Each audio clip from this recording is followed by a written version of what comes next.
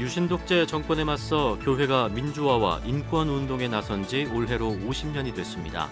사회적 약자들의 인권 향상을 위해 힘써온 한국 교회는 인권 운동 50년을 맞아 민주주의가 후퇴하고 있는 아시아 다른 나라들을 위해서도 힘을 모으기로 다짐했습니다. 갈등과 대립만 부각되는 한국 정치를 그리스도인이 어떻게 바라봐야 할지 고민이 깊어지는 데입니다. 기독교 신앙 관점에서 지금까지의 한국 정치사를 해석한 책을 쓴 저자를 만나 생각을 들어봤습니다. 아시아 여러 나라 선교 전문가들이 새로운 선교 전략을 모색하기 위해 태국 방콕에서 아시아 선교 협의회를 열었습니다.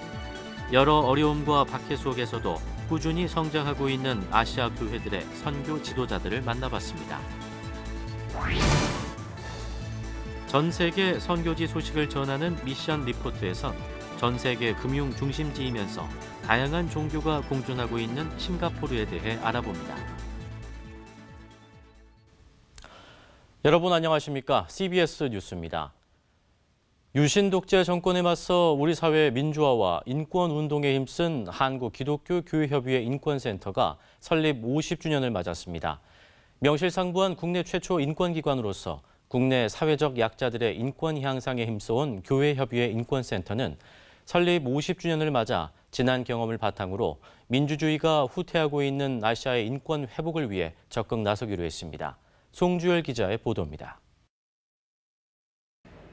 한국기독교교회협의회 인권센터는 박정희 유신 독재 정권의 포갑이 노골화된 1974년 5월 탄생했습니다. 엄혹한 독재 정권 아래서도 유신체제 반대 성명을 발표하고 민주화를 위한 모교 기도에 불씨를 당겼습니다. 교회협의회 인권센터는 1980년대 들어서도 박종철 군 고문 살인 은폐 조작 규탄 집회를 비롯해 녹화 공작 진상규명 활동, 반고문, 반폭력, 시국선언 등을 이어가며 인권 개념조차 생소하던 우리 사회에 인권의 꽃씨를 뿌렸습니다. 1990년대 이후부터는 인권 선교를 주창하며 이주민과 장애인 등 혐오와 배제, 차별로 고통받는 사회적 약자들의 눈물을 닦아주고 있습니다. 함께 울어야 할 일이 너무나 많았고 함께 매 맞을 일이 너무나 많았습니다. 그러니 함께 비를 맞는 것이 우리의 일이었습니다. 한국기독교교회협의회 인권센터가 창립 50주년을 맞아 우리 사회 민주화와 인권 선교에 이바지한 교계 원로들을 비롯해 아시아 인권회의 참가자, NCCK 역대 인권상 수상자 등 300여 명이 참석한 가운데 기념 예배를 드렸습니다. 기독교 복음의 핵심이 인권, 다시 말하면 사람과 생명이 복음의 핵심이라고 생각을 합니다. 인권운동 50주년 기념은 다시 한번 우리가 한국교회가 복음의 핵심을 회복하는 출발점으로 삼아야 되겠다 생각을 합니다. 우리 사회 인권운동의 산 증인으로 살아온 교계 원로들은 인권이 후퇴하는 현실을 우려하며 부활하신 그리스도를 의지해 우리 사회의 평화와 생명, 평등을 위해 힘쓰자고 기도했습니다. 약한 것을 강하게 하신 주 예수 그리스도의 은혜와 한 사람도 업신여기지 않는 나라를 만들어가게 하시는 성령의 이끄심이 한국교회 인권운동에 함께했던, 그리고 함께하고 있는, 그리고 앞으로 함께할 모든 이들에게 영원히 같이 하시기를 간절히 축원하나이다. 한국교회 인권운동 50주년 기념식에 앞서 열린 기자회견에서는 교회협의회 인권센터가 지난 경험을 바탕으로 아시아 인권 회복을 위한 네트워크를 조직하겠다고 밝혔습니다. 교회협의회 인권센터는 아시아 인권회의에서 채택한 성명서를 발표하고 군부 독재와 학살, 민주주의의 위협 등 아시아 전역에서 일어나는 인권 침해 사례에 대해 아시아 국가 간 에큐메니컬 네트워크를 조직해 대응해 나가기로 했습니다. 아시아의 주요한 에큐메니컬 기구들과 함께 예컨대 CCA라든지 아시아 기독교 협의회, 대만 에큐메니컬 포럼, 또 한반도 에큐메니컬 포럼, 동북아 평화와 인권 민중 안보를 위한 그 포럼, 이런 기존에 있었던 평화, 인권, 민주주의 이런 지원을 위한 기구들과 적극적으로 협력하고. 한편 교회협의회 인권센터는 센터 설립 50주년을 기념해 지난달 27일부터 엿새 동안 한신대 신대원에서 아시아 인권회의를 개최했으며 필리핀과 대만, 인도네시아 등 아시아 8개 나라 인권활동가, 캐나다 연합교회, 버마 플랫폼 관계자, 국내 인권활동가 등 40여 명이 아시아 인권 상황에 대한 폭넓은 의견을 교환했습니다. CBS 뉴스 송주열입니다. 기독교 신앙적 관점에서 한국 정치사를 해석한 책이 나와 눈길을 끌고 있습니다. 정치학자인 저자는 하나님의 뜻에 부합했을까라는 틀로 정치 사건을 분석하며 의미를 찾고 있는데요. 그리스도인은 정치를 어떤 관점에서 봐야 할지 조언합니다. 천수연 기자가 만나봤습니다. 우리 현대 정치사를 한 권의 책으로 풀어낸 책, 뜻으로 본 한국 정치입니다. 1945년 일제해방 이후 이승만 정권에서부터 임기를 채우지 못한 채 내려온 박근혜 정권까지 70여 년의 현대 정치사를 다룹니다. 재미정치학자인 박문규 박사는 시종일관 비판적 입장에서 역사를 살핍니다. 엄밀히 말하자면 한국 정치 현실에서 드러나 보인 한국 기독교에 대한 비판이라고도 할 수 있습니다. 하나님의 전적인 은혜로 주어진 광복이었지만 이후 전쟁과 분단, 독재로 이어지는 정치사에서 기독교는 과연 책임이 없는가를 끊임없이 묻고 성찰합니다. 최근 주목받는 이승만 대통령에 대해서 대표적인 기독교 정치인이었지만 신실한 기독교인의 삶의 모습은 아니었다고 비판하고, 같은 시대의 한국교회에 대해서는 국가로부터 특혜를 받기를 원했던 집권자의 종교로 군림했을 뿐임을 반성합니다.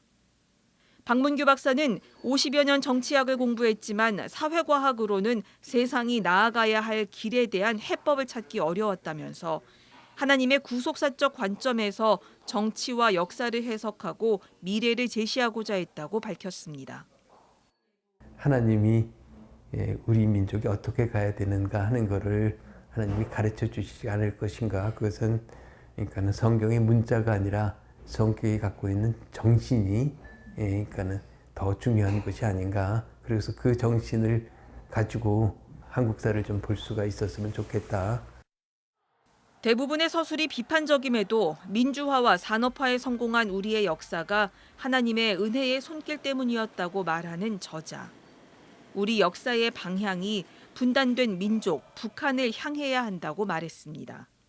북한을 어떻게 설득할 것인가, 그다음에 북한의 변화를 어떻게 유도해 나갈 것인가, 이런 것들을 우리 크리스찬들이 막 고민을 해야 된다고 나는 생각을 합니다. 우리한테 통일신학이 나와야 돼요. 통일신학, 평화신학이 나와야 돼요.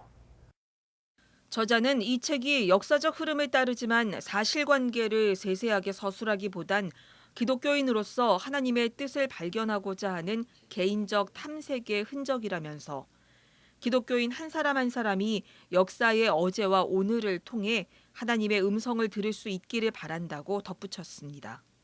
CBS 뉴스 천수연입니다. 아시아 선교협의회 AMA가 최근 태국 방콕에서 임원회를 개최하고 아시아 선교 전략을 모색했습니다. 많은 박해 속에서도 놀라운 부흥을 경험하며 꾸준히 성장하고 있는 아시아 지역교회 선교 리더들을 만나봤습니다. 오요셉 기자입니다.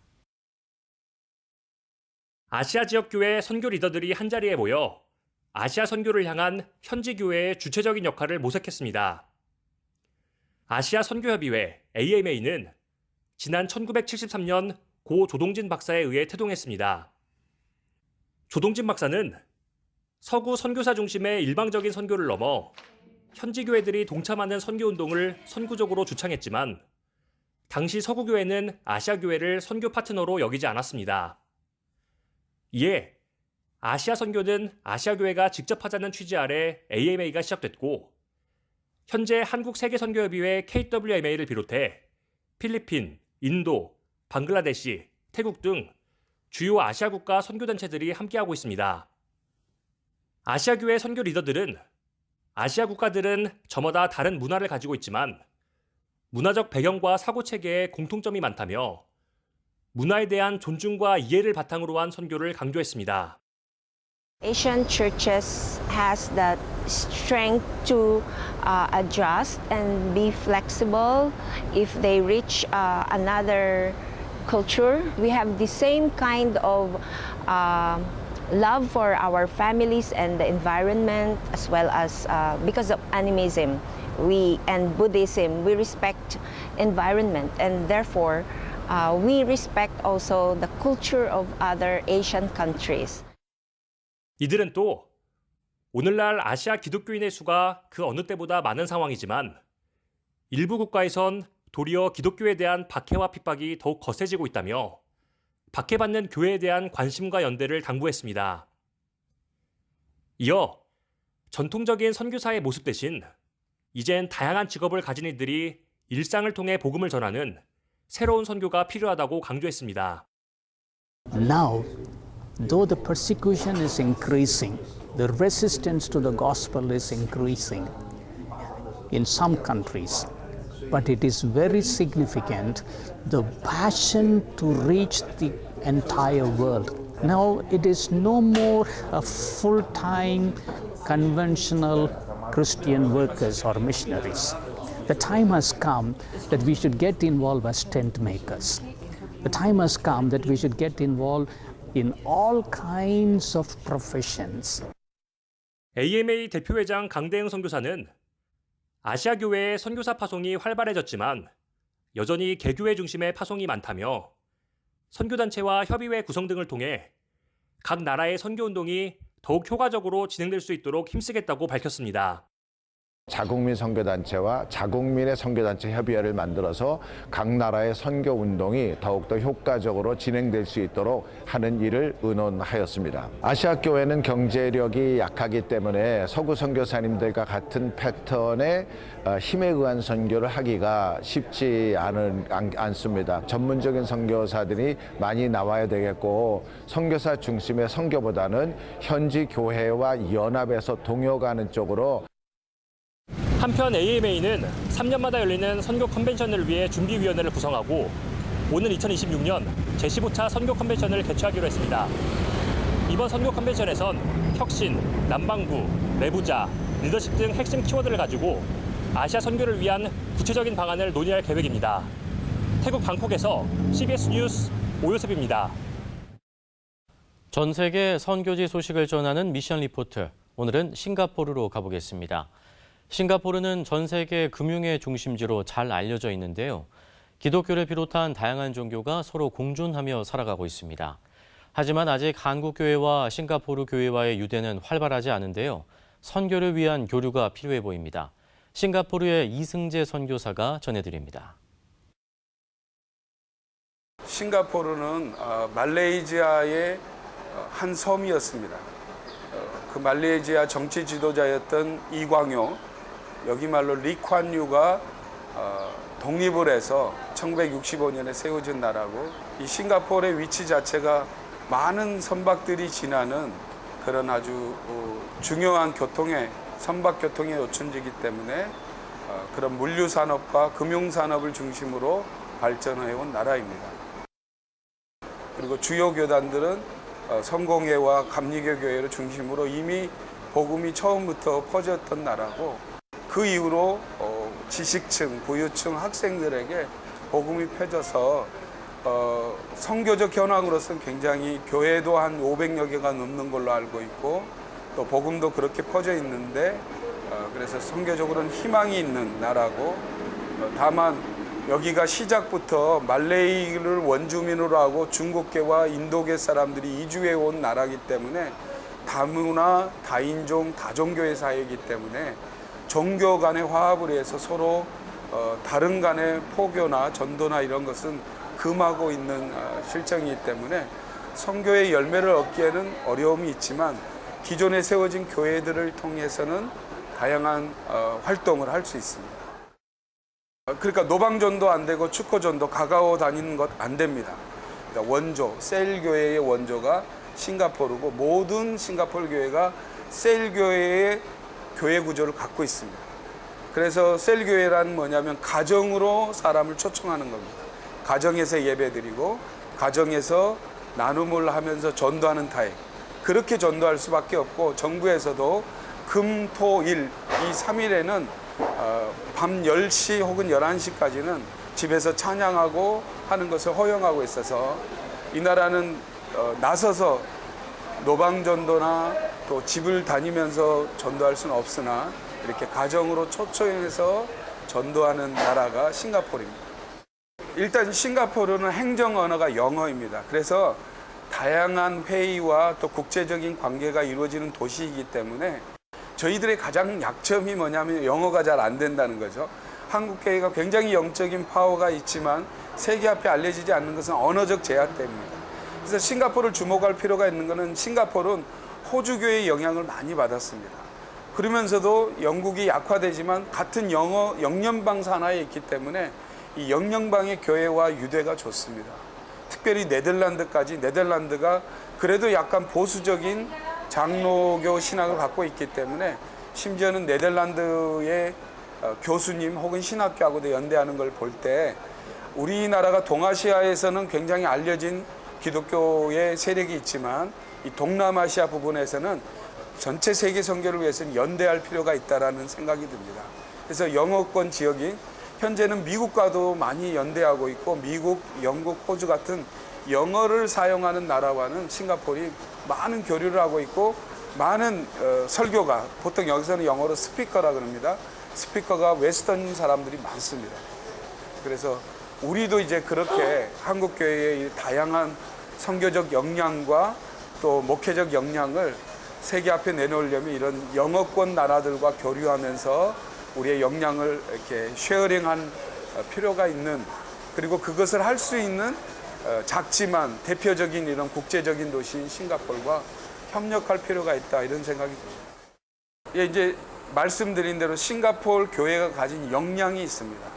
한국 교회는 규모를 많이 생각하기 때문에 싱가포르이 워낙 작기 때문에 그렇게 큰 비중을 차지하고 있지 않고 주로 미국 교회의 교류나 아니면 독일, 유럽 이런 데하고는 하지만 싱가포르하고의 유대는 거의 없는 편인데 이제 저로서도 좀 아쉬운 점은 우리가 서로 영어적 소통만 좀 된다면 우리가 함께 같이 섬길 수 있는데 다만 선교적 영역이나 그런 부분들이 뛰어나지는 아직 않기 때문에 그런 다양한 것들을 그러니까 싱가포르에 유명한 선교사는 없습니다. 그러나 한국인 중에는 다양한 지역에서 정말 많은 일을 이루고 있는 선교사님들이 많기 때문에 숫자도 작고 싱가포르이 그래서 그런 점에서 같이 연대할 수 있다면 저희는 우리가 바라는 바 세계 선교를 위해서 이렇게 선교적 역량을 가진 교회가 같이 연대한다면 좋은 선교를 위해서 시너지를 발휘하지 않을까. 그것이 제가 싱가포르 선교사로서의 기대와 기도 제목이고 또 바람입니다. 이어서 날씨입니다. 내일은 전국이 대체로 맑은 가운데 내륙을 중심으로 일교차가 매우 크겠습니다. 내일 아침 최저 기온은 7도에서 15도, 낮 최고 기온은 21도에서 29도로 예상됩니다. 이상으로 CBS 뉴스를 마칩니다. 고맙습니다.